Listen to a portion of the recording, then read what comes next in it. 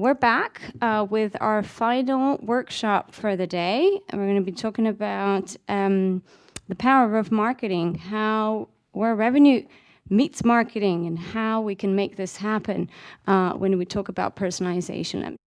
I think next we're going to talk about how can we really integrate our revenue strategies and our marketing strategy together to enable us that higher conversion on the direct channel. We know the direct channel we've seen how important that is in our bottom line scheme of things.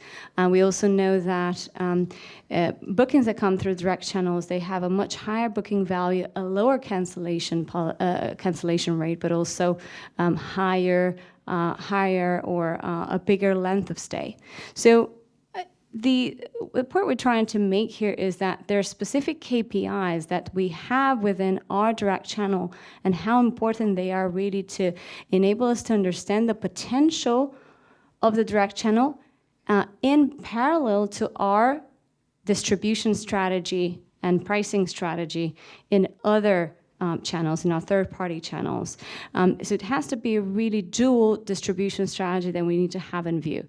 And why we say this, I mean, how many times have we really broken down and segmented our direct channel data to enable us that granular visibility on, which demographics, which segments within my direct channels are the most profitable segments that I can go after proactively? What's the highest average booking value? From what geographies does it come? Is it the Norwegians? Is it the Americans? What is their lead time? How many times do they come to my website before ultimately booking their stay? And what specific devices do they usually come onto? Obviously, all of this data really helps us determine and actually break down and segment our business in a way that we can make it actionable, so we can really focus on that direct channel.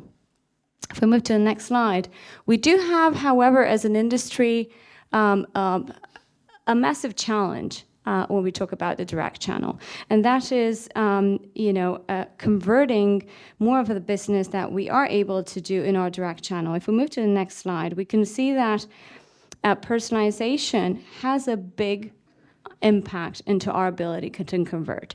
Let's imagine we have a user coming from a specific geography that has a specific behavior, searching for a specific period for specific days, for a specific product that is interested in. If we don't have visibility over that information, what geography he's coming from, has he stayed with us in the past, and are there specific days that he really cares about, we are missing the opportunity to contextualize and make that communicate our value proposition to him as he comes and navigates to our website. So 80% of the users, what they do, they come, they visit us, they see our websites as an experience building, let's say an experience building opportunity, but they don't really sit there for too long. They go back because they found us in the third-party channels, they found us through Meta, they found us into a specific OTA, and they gladly go back and book there. They're familiar with the booking process. But if we come in and we say to him, okay, or her, this is our value proposition. If you book directly with us, not only will we provide you with the best available rate, but we have a specific exclusive element of benefit that is only available direct. That's our opportunity to communicate with them. If we move to the next slide. So this is a visual representation of what's happening today industry-wide as an average. Barely about 20% of all the traffic that we're actually generating we're driving into our website actually flows through to our booking engine, meaning they're looking at specific days, specific products, and they're interested in buying. That 80% of the traffic today, we are not doing anything about it. We're navigating them to our website, but we're not communicating with them in a way that it's meaningful to them to actually go and check out our store and go into our booking engine. And that's really what integrating your marketing communication with your revenue strategy is able to tackle, and make sure that out of that 80% chunk of traffic, you're able to flow through at least another 50%. If we move to the next slide. Okay, and this is where RevMarketing Automation as a technology, as a breed of technology, comes in to integrate those two disciplines and help us really take control over our direct channel. And moving to the next slide. This is also how we're, from an algorithm perspective, how that automation is possible. On the one side, we really need to understand what is the digital footprint of that user. What do they care about?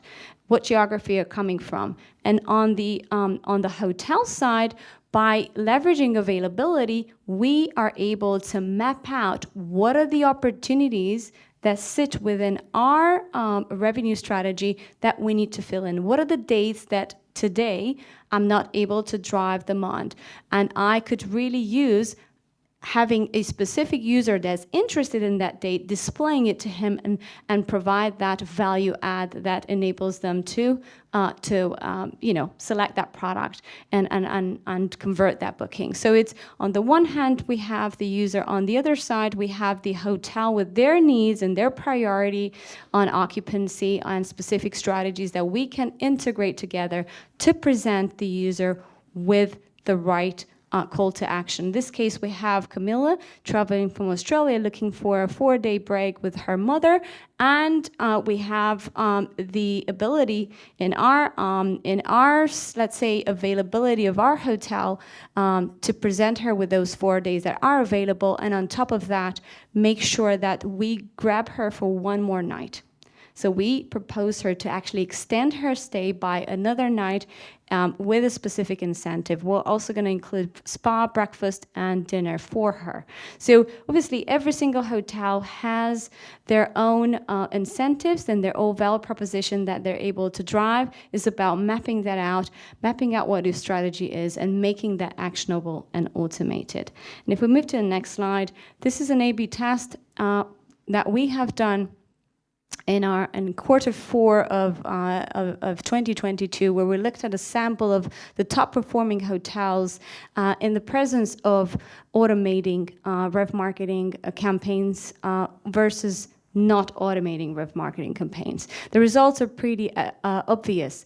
The average increase in revenue in direct channel is 42%, which is accumulation of the ability to drive rate, because you're able to position products and categories of rooms that potentially you wouldn't sell, because you're always left with that superior category or that suite that you never sell. But if you package it in a way that is attractive to the user and it matches their criteria and their intent, you're able to sell it. So you're able to increase your ADR, you're able to cover those room nights that effectively you're not able to cover today, and you're able to convert more visitors that come to your website. So that is a quick introduction without overwhelming you with a lot more of what is the power of bringing revenue and marketing together. And we're really, really, really lucky to have Augustin Cacot, the Vice President of Demand for Yotel, with us here today, so he can actually talk through the experience and how it's helped really the business in driving that conversion and all of those efforts that you have there at Yotel. So over to you, Augustin. We have a couple of slides, I think, that you've sent me. Should I put them up on the screen? Okay.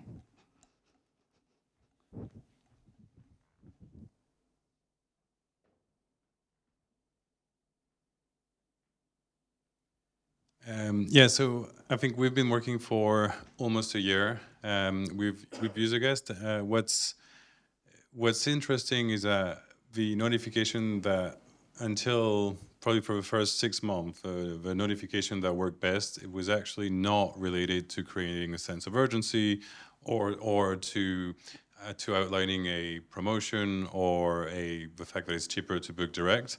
It was actually the fact that we Useguest has a notification that say, we have saved your dates. And so that is a very silly thing where I think as an industry, we tend to maybe underestimate how the OTAs are extremely good at making it easy for people to book. And it's already, we could talk of payment too, because Booking.com, I think they add 3 payment methods per week. So that's another sort of ease of purchasing. But it's not always sort of a race to the bottom in terms of giving additional discount and drive a rate down. And so I think it's quite interesting to think that, and it's not just marketing tactics saying this is the last bedroom somebody's trying to book it, get your credit card out, So that's a bit where I think it's trying to understand that sometimes it's very simple things that as an industry we tend to want to build things ourselves, and we touch on this morning a little bit. By the time it's ready, the industry has moved on, customers have moved on, and it's really about having something that you can leverage, especially if you're a small group like Yotel, that you can leverage in 2 weeks, and because otherwise you're always losing out essentially. So we did a pile of money, as you can see here, to 2.6 million euros, thanks to Useguest. What I was saying before as a joke is it's also thanks to lots of other providers, and I'm not saying it's nothing against Useguest, of course, because we're very happy with the partnership, but I think it's, nobody owns the success of a website. You have a lot of elements to it, but to focus on this,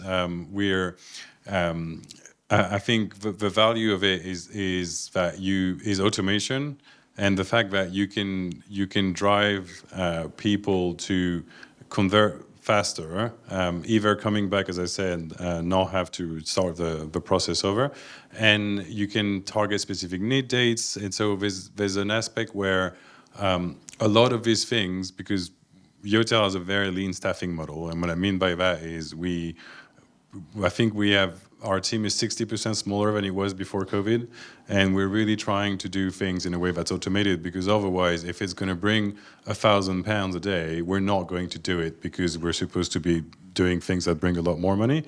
And so a lot, 16% of our bookings come from people that have interacted with that. You can see on the next slide that it's a lot more it's a lot more powerful in bigger hotels, because our New York hotels has 713 bedrooms. But actually, it's not always that simple, because our Singapore hotel, that you can see the second one on the right, also has 700 bedrooms, almost like 690, I think. And so I think there are also regional differences in how people buy, how much people expect a deal, and that's extremely different in Asia, in Europe, and in America. Your ability to convert people through the fact that it's cheaper, or through added values, or through the fact that you just have to have a Black Friday campaign because people only buy because they think it's cheaper. And so that changes a lot the outcome, because you can see that it doesn't strictly depend on the number of bedrooms of a hotel. So as I was saying before, the Save Search and the price comparison widget are tied. Well, used to be tied. Now the price comparison is doing better. I was expecting the price comparison to be the top performer. It's actually not the primary reason why we decided to sign the contract with Useguest, because there are a lot of price comparison widgets that you can add on your website, but it was an important part of a deal. We also, I think the reason it's extremely successful for us is that we undercut OTAs in Europe and in Asia. We don't do it in America because it is legal for OTAs to sort of terminate the contract if you don't respect that. Whereas in Europe, enforcing rate parity versus your website has been illegal for at least 10 years. And so that, of course, the fact that we can show that it's usually 5% cheaper on our website, and you can get 5% cashback, and you can, so I don't know how much more we can do really.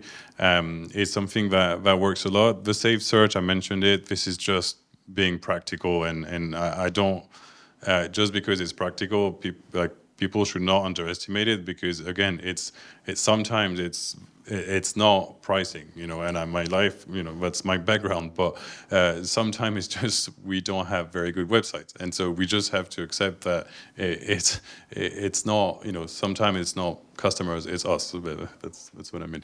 No, sorry, if you can come back to the one before, the exit pop-up. I think is, again, we don't offer an extra discount in our exit pop-ups. I find them personally really annoying as a customer. I don't like when I'm trying to leave a website and I get a pop-up saying like, please don't leave. But that's, that's €500,000 a year, not even a year, in 8 months that we made with that. So there's a lot of like, don't follow your gut too much, and maybe just test things and A/B test when you can, because that's different. The promotion and the boosters, that's what we expected. It's still it's as impactful as the exit pop-up when put together. It's kind of funny that that's what we're trying to achieve, and this is the lowest sort of producing, and so sometimes it's, I often say that my job is to be wrong, but yeah, in a nutshell, that's what we get from Useguest, and we don't use any of the features that are not automated, but something as simple as, hey, this is too expensive for you, but if you look at the weekend after, it's a lot cheaper. Like, these are things that you don't, it's not based on forecasts, it's based on your inventory, so you can trust it blindly, you don't have to look at it again, and you can run that again with quite limited human means. Amazing. Well, thank you ever so much, Augustin. I think that was really, really insightful. And more practical terms, to quantify a little bit of these sort of projects. Thank you so much, Augustin, and thank you everyone really for your time, for the desire to learn more about how we can drive growth in our bottom lines. I hope the agenda was relevant, that you had, areas that we have enriched in your management and the ability to put them into practice. And I would like to now welcome you all to lunch. We've got a lovely networking lunch that the team here at the brand have prepared for us. So thank you very much, everyone. And thank you, everyone, for watching us through our live streaming channel. I hope it was useful for you as well. Stay tuned. We'll organize more of these. Thank you again. We'll see you in the networking.